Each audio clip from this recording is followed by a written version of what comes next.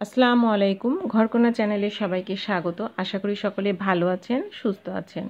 এখন যে ওয়ালটা দেখাচ্ছি এই ওয়ালের কাজটা আমি নিজে করে নিয়েছি। আপনারা চাইলে খুব সহজে এই ধরনের ওয়ালের কাজ করে নিতে পারেন, সেজন্য পুরো ভিডিওটা ভালো করে দেখতে হবে। খুবই সহজ, খুব অল্প সময়ে আর খুবই কম খরচে এই ধরনের ওয়ালের নকশা করে নেওয়া যায়। এই ধরনের ওয়ালে যখন আমরা কাজ করব তখন ওয়ালটাকে আগে ভালোভাবে পরিষ্কার করে নিতে হবে। তারপরে এখানে একটা বেস কোট লাগিয়ে নিতে হবে। এখানে আমি প্রথমে সাদা সিল্ক কালার করে নিয়েছি। আপনারা আপনাদের পছন্দ মতো weather coat, easy clean, distemper যে কোনো রং আপনারা এখানে ব্যবহার করতে পারেন। আমি সাদা সিল্ক রং করেছি। আর এখানে এখন নকশা করব, সেই জন্য এরকম একটা পলি ব্যাগ নিয়েছি, যেটা এখন আমি ভাঁজ করে নিব। এই পলি ব্যাগ দিয়ে কিন্তু এর আগেও আমি একটা ওয়ালের ডিজাইন করেছি, তার ভিডিও আমার চ্যানেলে দেওয়া আছে, আপনারা চাইলে সেটা দেখে নিতে পারেন। পলি ব্যাগটা আমি যেভাবে ভাঁজ করব ডিজাইনটা কিন্তু ওয়ালে সেইভাবে আসবে। বড় রঙের কোটার একটা ঢাকনা নিয়েছি, তার উপরে রঙটা আমি খুব অল্প পরিমাণে ব্রাশ করব।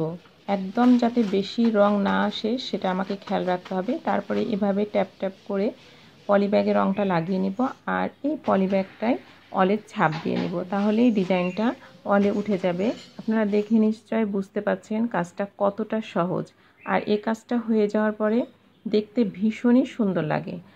আর রঙটা আমি কিভাবে প্রস্তুত করেছি এর আগে দুইটা ভিডিও আমার চ্যানেলে আছে, সেখানে বলা আছে, আপনারা চাইলে সেই ভিডিওটা দেখে নিতে পারেন।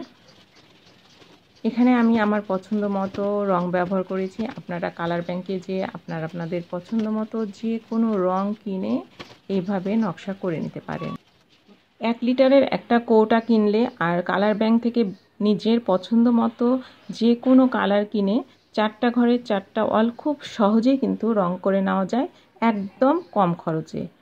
আমার ওয়ালের পুরো কাজটা কমপ্লিট হয়ে গেছে। ওয়ালের 3 দিকে আমি মাস্কিং টেপ লাগিয়েছিলাম, কিন্তু স্কার্টিংয়ে মাস্কিং টেপ লাগানো হয়নি, সেজন্য এখানে কিন্তু অনেক রং ছিটে গেছে, যেটা দেখতে খারাপ লাগছে। এই জায়গাটা কাজ করা হয়ে গেছে। এখন এই জায়গাগুলো আমি কিভাবে রিপেয়ার করব সেটাও আমি আপনাদেরকে দেখিয়ে দেব। কাজ করার সাথে সাথেই কিন্তু রংটা শুকিয়ে যায়, একদমই সময় লাগে না। কাজ শেষ হয়ে গেলে এই মাস্কিং টেপগুলো আমি তুলে ফেলছি। সিলিংয়ে যে মাস্কিং টেপ লাগিয়েছিলাম সেটাও এখন তুলে ফেলবো।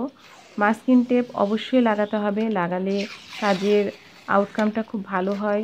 তারপরও দেখেন এখানে কিন্তু রং লেগে গেছে, জায়গায় জায়গায় রং লেগে গেছে, সে জায়গাগুলো সাদা রং দিয়ে ঠিক করে নিতে হবে।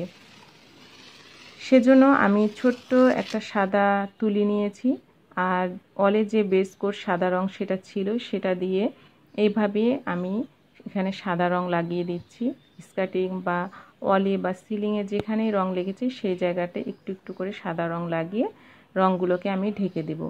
তাহলে পুরো কাজের লুকটা খুব সুন্দর আসবে, দেখতেও ভীষণ ভালো লাগবে। এই যে আমার পুরো ওয়ালটা হয়ে গেছে, আর দেখতেই পাচ্ছেন এটা দেখতে কতটা সুন্দর লাগছে। আর এই কাজে আমার মেয়ে আমাকে সাহায্য করেছে। আমি তো আমার ঘরের একটা ওয়াল এইভাবে সুন্দর করে সাজিয়ে নিলাম।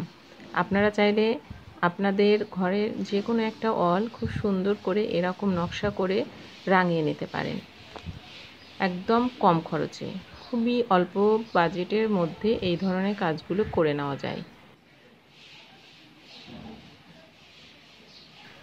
ভিডিওটা যদি আপনাদের ভালো লাগে তাহলে অবশ্যই একটা লাইক করবেন। আপনাদের কোনো মতামত থাকলে কমেন্টস করে জানিয়ে দেবেন। আজকে এই পর্যন্ত। সবাই ভালো থাকবেন, সুস্থ থাকবেন। আল্লাহ হাফেজ।